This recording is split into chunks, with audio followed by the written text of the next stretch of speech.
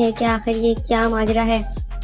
Abdurrahman फ़िलहाल अपनी दूसरी बीवी के बच्चे की तैयारियों में मसरूफ़ है और बहुत ज़्यादा खुश है, कपड़े लेकर आता है। उसको बाप बनने की एक अलग तरह की खुशी हो रही है, लेकिन उससे पहले ही आयमा माँ बन जाएगी। आयमा सबसे पहले माँ बनेगी और उसके बाद जब ये खुशखबरी अब्दुर्रहमान को दी जाएगी तो उसका रिएक्शन क्या होगा। इस तरीके से आयमा हर सख्तियाँ बर्दाश्त करती है। अब उसके बच्चे का जन्म होने ही वाला होता है। यहाँ कुछ ही वक्त रह गया होता है। मानी भी जीत चुका होता है। मानी उसके पास आता है, वो उसे हार पहनाती है और उससे कहता है कि मैं अब तुम्हें यहाँ नहीं रह दूँगा, मैं तुम्हें अपने साथ लेके जाऊँगा और तुम्हारा बहुत ख्याल रखूँगा। यहाँ पे आयमा उससे मजाक कर रही होती है। वो उससे कहता है मैं तुम्हें उठा के ले जाऊँगा। फौजिया परवीन को ये सारी बातें हजम नहीं हो रही होती।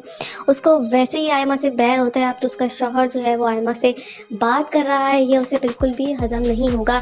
इसीलिए वो आके ऐसी उल्टी सीधी बातें करती है जिसमें मानी उसे थप्पड़ खींच के मार देता है। व्यूअर्स, फौजिया परवीन से अपनी ये बेइज्जती और जिल्लत बर्दाश्त नहीं होगी। वो आयमा को मज़ीद जिल्लत के लड्डू खिलाने वाली है, मज़ीद उसे तंग करने वाली है, मज़ीद उसका जीना हराम करने वाली है।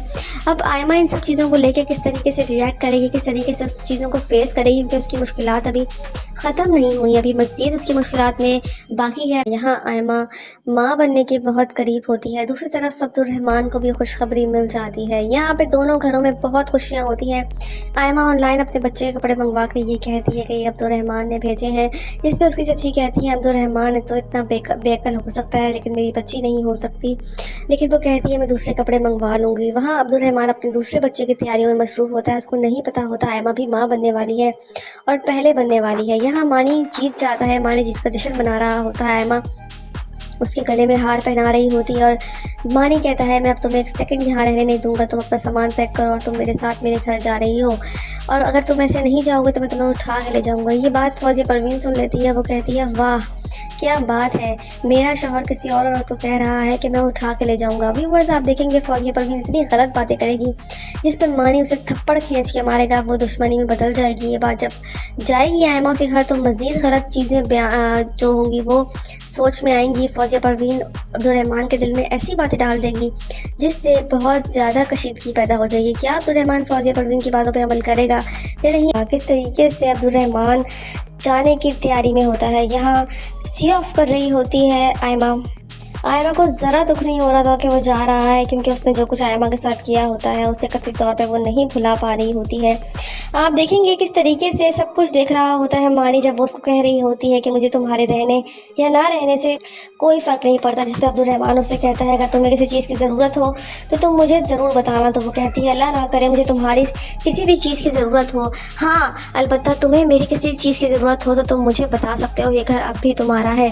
वो ये बात कह के उसको रुखसत कर देती है। मानी को कुछ भी समझ नहीं आता। मानी हर चीज़ जो है वो देख रहा होता है, नोट कर रहा होता है, लेकिन उसे समझ नहीं आता कि आखिर आयमा ये सब कुछ क्यों कर रही है। आयमा अपने बच्चे का भी छुपा लेती है, अब्दुर्रहमान से उसे पता लगने नहीं देती। व्यूवर्स, यहाँ अब्दुर्रहमान इस बात से अनजान होता है, लेकिन फौजिया परवीन जो होती है वो इस ताक में लगी होती है कि किसी तरीके से आयमा का जो है मैं बुरा हाल कर दूँ। वो वक्तन फ़वक्तन उसको बातें सुनाना शुरू कर देती है, हर वक्त सुनाती है, घर से भी बेइज्जत करके निकाल देती है। अब देखना ये है कि आयमा का क्या होने वाला है। फौजिया परवीन की जलन की कोई हद नहीं होती। वो हर मुमकिन कोशिश करती है आयमा को पिछाड़ने का। यहाँ आयमा को जलील करके भी घर से बाहर कर देती है। आयमा को खूब बातें सुनाती है। उसका बस नहीं चलता कि आयमा को हर वक्त जो है वो जलील करती रहे। लेकिन व्यूअर्स, आयमा जो है वो सब्र से काम लेती है, कुछ नहीं कहती, खामोशी का दामन हाथ में थमाए रखती है। और आप देखेंगे अब्दुर्रहमान जो है वहाँ पे अपनी ज़िंदगी रवा दवा कर चुका है और यहाँ पे आयमा जो है अपनी ज़िंदगी खुद ही अकेले गुजार रही है।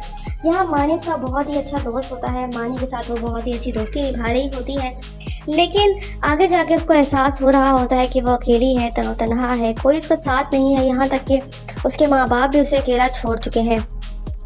अब वो अकेले किस तरीके से ज़िंदगी गुजारेगी, किस तरह से अपने बच्चे की परवरिश करेगी जो आने वाला होगा, किस तरीके से उसके लाड उठाएगी और अब्दुर्रहमान को वो कब पता लगेगा, जब उसका बच्चा हो जाएगा या उसके बाद बताएगी। आयमा बहुत सी सख्तियाँ बर्दाश्त कर रही होती हैं, लेकिन उसकी सख्तियाँ अभी ख़त्म नहीं हुई। अभी और भी उसकी ज़िंदगी में कष्ट उठाना बाकी है, क्योंकि फौजिया परवीन अब जो बात कह चुकी है उसकी तह तक जाएगी।